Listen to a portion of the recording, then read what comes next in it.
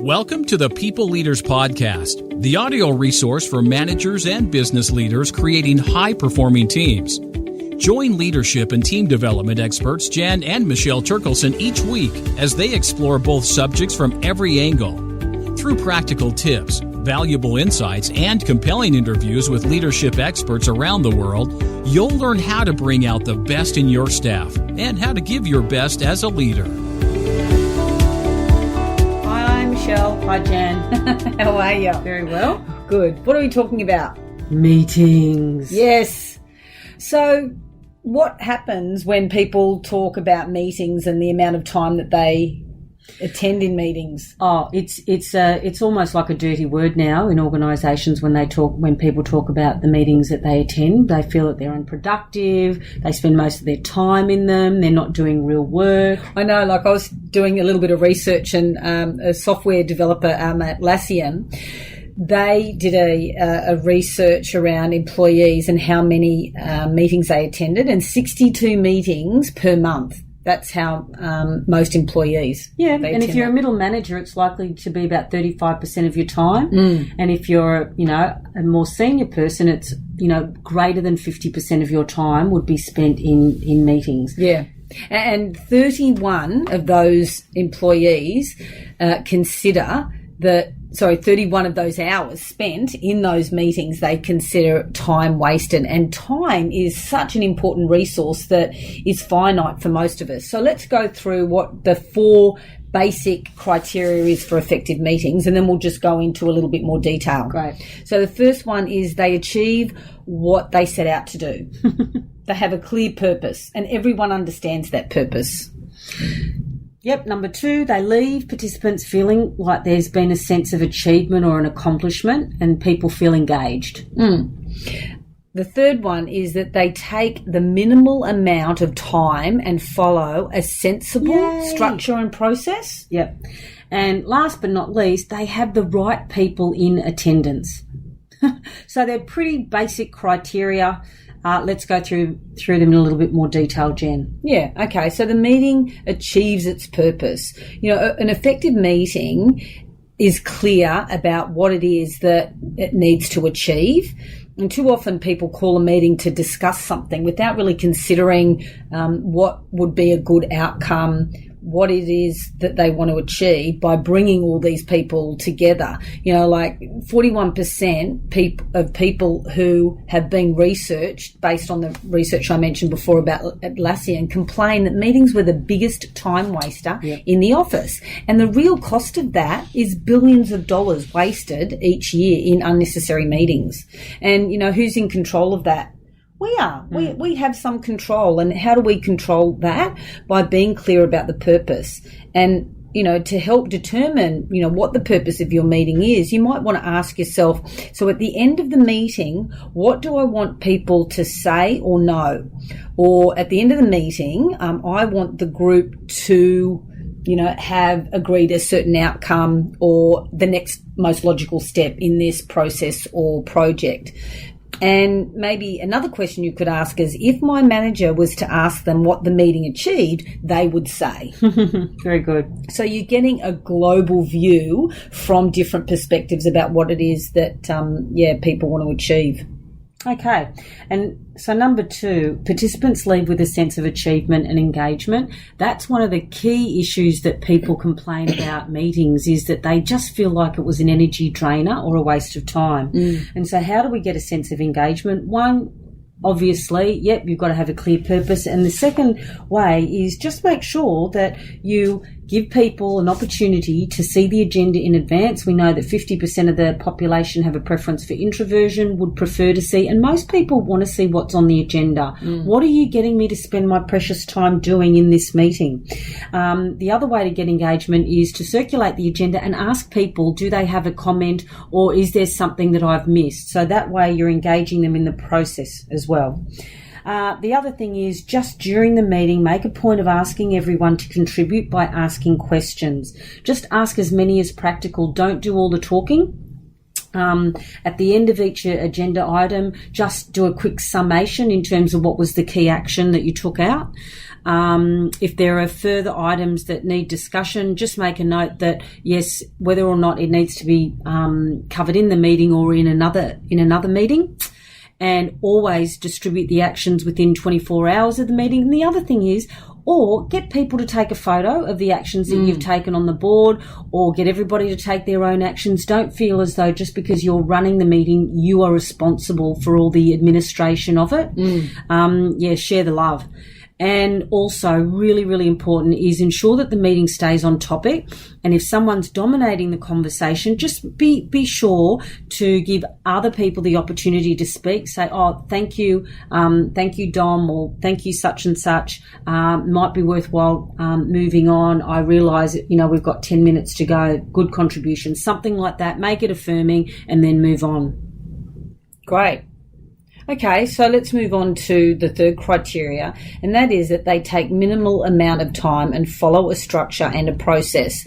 Now, as we know, in personality preference, there are people who love process and love structure, and then there are others who like it more fluid.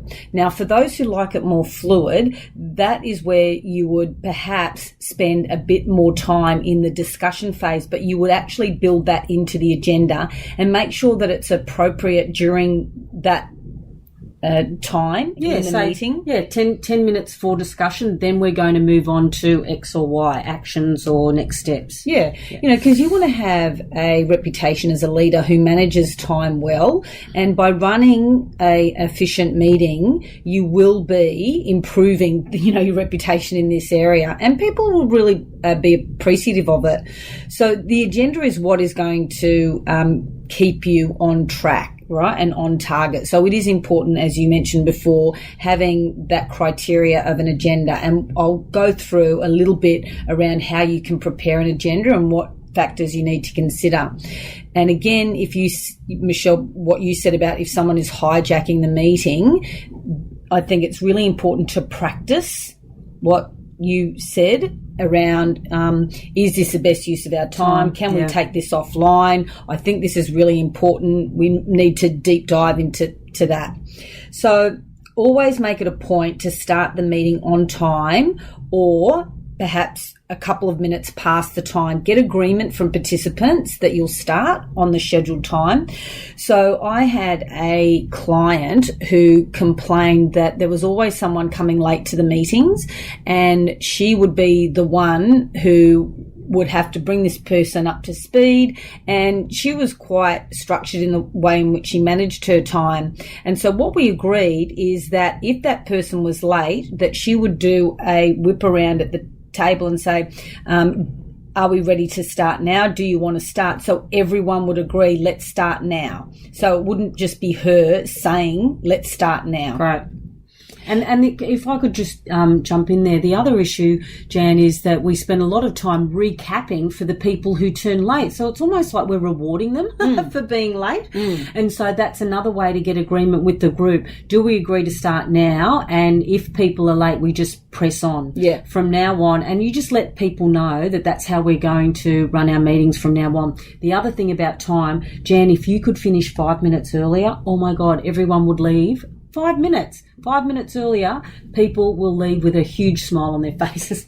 So always, and that's it. So always finish on time. And if you are running out of time, say what you intend to do about it. Yeah. Either defer to the next meeting, have another discussion offline. And what I tend to do sometimes, Michelle, is put a timer on 2 minutes before the end of the meeting so everyone can hear it. Me too. I usually mute my phone in other aspects, but if you can use your timer on your phone, I think that's a really good indicator. Instead of you saying, oh, by the way, we've got 2 minutes, it's just a sound that comes through 2 minutes beforehand. So to prepare an agenda, we really need to consider some of these factors. So results, what do you need to accomplish? Participants, who needs to attend for it to be successful?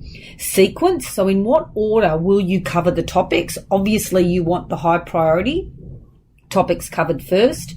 What is essential, the timing, how much time will be spent on each topic, the date and time, like when will the meeting take place, because a lot of times people don't put those specific details in, and also where is it going to take place, be a little bit more specific around that.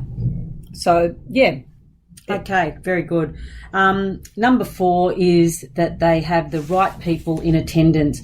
So a really important aspect of running effective meeting is making sure that you've got the right people in the room based on the purpose of the meeting.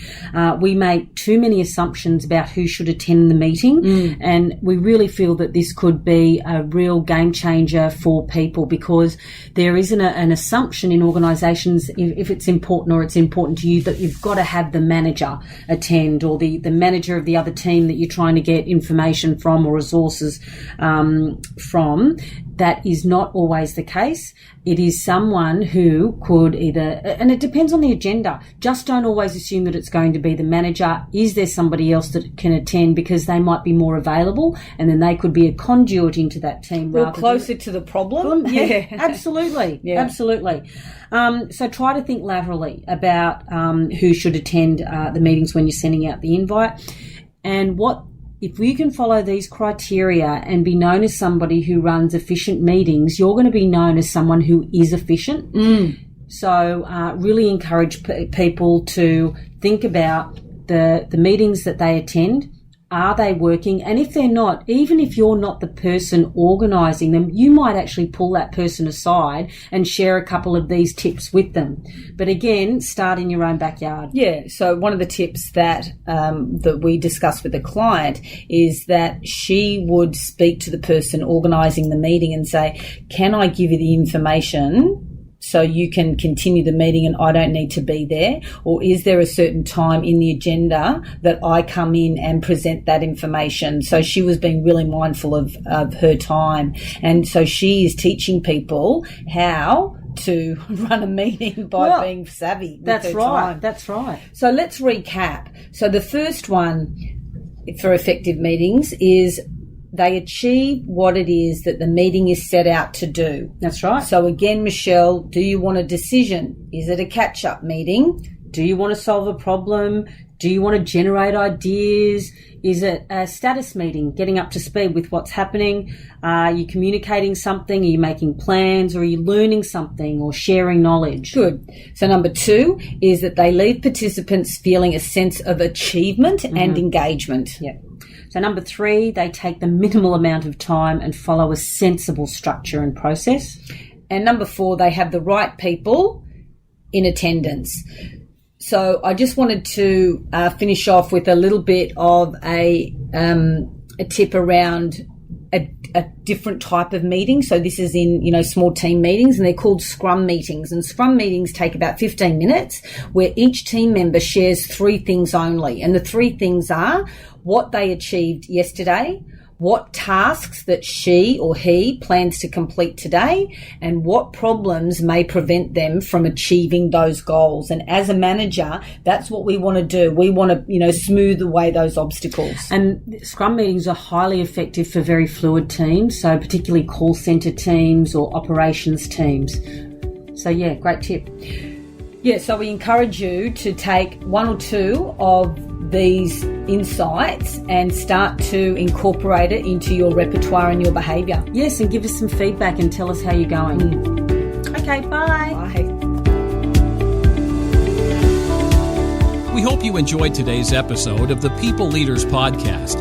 For show notes and other resources, please visit us at peopleleaderspodcast.com. And while you're there, you can subscribe for future episodes so you can continue your own leadership journey. And please be sure to share this and other episodes with your friends and colleagues. The People Leaders Podcast is brought to you by the Experts on Air Podcast Network.